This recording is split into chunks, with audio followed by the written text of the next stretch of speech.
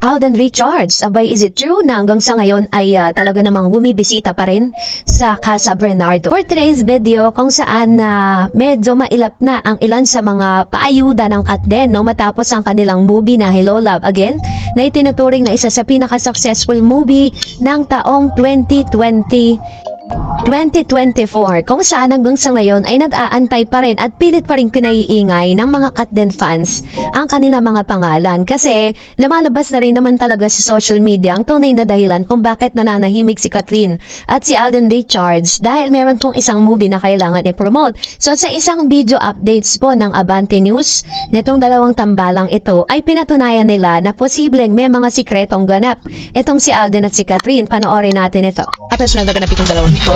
Hindi rin natin masabi, baka naman si Alden dumadalaw sa bahay ni Kathryn, hindi lang nila pinaparamdam sa social media at pinapa-avoid na doon sa mga tao.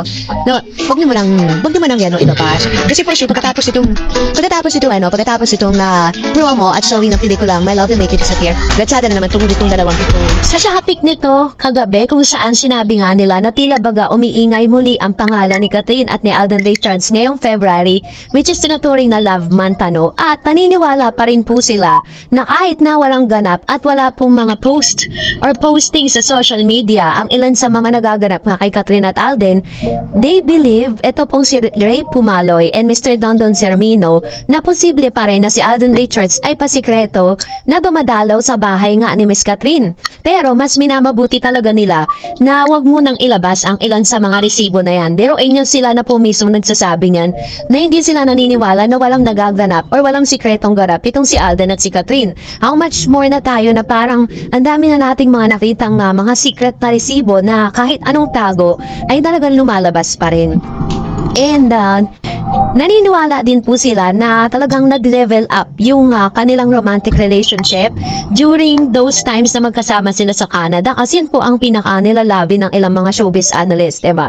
Lalo na si Christy Permin noon na parang ina-expect niya na pag-uwi ng Katden ay meron na talagang masasabing clarity between Alden Richards and Miss Kathryn Bernardo. So sa episode na ito ay pinakita po talaga nila na talagang nananahimik lang panandalian, no? Sabi rin po dito ni Mr. Ray Pumaloy and Mr. Dondon Sermino na pagkatapos po ng movie ng Kim Pao ay raratsada na naman si Kathryn Bernardo and Alden Richards. And naniniwala po ako sa sinasabi ni Mr. Ray Pumaloy na may mga sikreto silang ganap at posible rin na si Alden Richards ay bumabalik-balik pa rin sa bahay ni Kathryn, kasi nga 'di ba parang medyo nag-unload siya ng kanyang mga trabaho at binawasan niya po yung kanyang mga ganap kasi hindi po muna siya tumanggap ng any teleserye, ng any project. Ang tanging lang pong ganap na yung taon or this quarter months, yung kanyang mga endorsement, at the same time yung pagbabalik niya nga po sa All Out Sunday, kung saan sinabi niya na magkakaroon siya ng prod,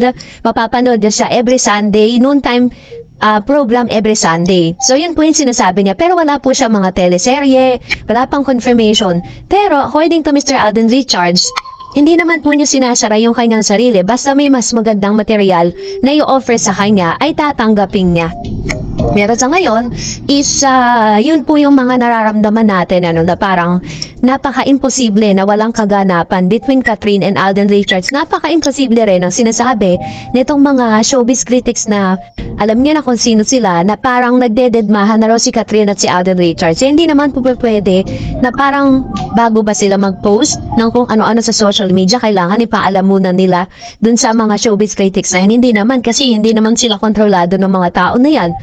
So, yun po yung ilan sa mga, kaya nga sabi ni Mr. Dondon Sermino at saka ni Ray Pumaloy na parang hindi pa rin naaalis yung kanilang faith or yung paniniwala nila between Kathryn and Alden, because sooner or later, lalabas na rin po yung totoo at lalabas na rin po ang ilan sa mga ganap dito kay Kathryn at Alden Richards. Meron lang talaga silang pinaghahandaan. So, yan po yung dapat nating abangan. And for that, let's read lahat po ng inyong mga komento sa comment section. Unahin natin si Miss Mercy sa Limbagat. Sabi niya, kahit anong chismis niya sa Katden, never akong maniniwala sa kanila, lalo na yan si Christy Permin. Kuda ng kuda, wala naman pinatunayan. Yung balita ni Christy Permin, wala ngang resibo. Nilalatang nakatotohanan. Yan, si Christy Permin. Ayan. So, yun yung sinasabi niya. Meron daw siyang source na hindi nanununog. Ganun po yung kanyang mga sinasabi sa SOCMED, diba? Parang Kaya nga sabi ni Miss ni Vice Ganda no mga times na parang sinisiraan siya ni Christopher Min is parang kunyari daw sinasabi na may source siya pero siya lang talaga yun. Sabi ni Mr. Bon, of course I don't blame mama ni Kat. Sino magulang ang papabayaan lang na sinasaktan ng anak mo lalo na't babae pa. And sabi ni Mr. Denny Miligno, mga ilusyon sila. Walang bali ka magaganap. Pwedeng coming to town Kat din. Ayan. Thank you po sa inyong komento. And of course, number sinabi Mr. Von Francis, diba? Wala naman talagang magulang na papayag na ganun. For the second time around, diba, papayag ka ba na grabe yung nakita mo yung pain na naranasan ng anak mo, tapos pababalikin mo ulit dun sa ganung sitwasyon? And sabi ni Miss Fele Onen, Darren, salamat sa lahat ng Kat10 updates. Team Panatag here from Canada. Mother knows best. Kung mahal ka na ni Kat ang kanyang family, lalo na ang kanyang ina, makikinig siya dito. Ako man, ang maging ina ni Katrin, no more DP. Kat din pa rin, all the way. Ayan. Salamat po, Miss Fele Onen. Actually po, isa sa mga binabantayan ko sa IG ni Miss Katrin, kapag si At Katrin, finalo niya na itong si Daniel, parang Supremo DP. Yun po yung kanyang official IG sa Instagram, which means na talagang meron na nga silang communication. At tinatanggap na at pinapapasok na ni Katrin muli si Mr. Daniel sa kanyang buhay. Pero hanggang ngayon wala, di pa rin niya pinafollow. At yung kanyang breakup post, nandun pa din. Sabi ni Ma'am Shirakel, hay nako, wala na mga balikan yan for sure. Balikan nyo yung contract signing ni Katrin. Sa kontrata ni Katrin, may pinagbago si Katrin or condition. Hindi na pwedeng magka-work sila ng ex at sa mga occasion. Hindi sila pwede magkita. Isa sa kanilang dapat umiwas. Tsaka sinabi ni Katrin, no looking back, only moving forward. Tsaka sinabi ni Katrin, magpapatawad siya pero hindi niya nababalikan. Actually, maraming beses niya sinabi yan. Kaya parang babaliin niya yung kanyang mga sinabi, di ba? Noong mga panahon na yon that no looking forward, no looking back, but just move forward. Parang mga ganon eh, diba? Kapag kinranspose natin into our own words, yung kanyang mga statement during those times, talaga may kita mong talagang firm ang kanyang decision. Sabi ni Miss Elenita Claudia, tama naman si Mami Min, ayaw ng mga cheater para sa anak niya. Kaya Christopher Min, tigilan niyo na magbalita tungkol sa ex ni Katrin. So please, tigilan na. Please, mag-umpon na rin kayo. Christopher Min, kukuha ba si Katrin ang bato na ipupukpok niya ulit sa ulo niya?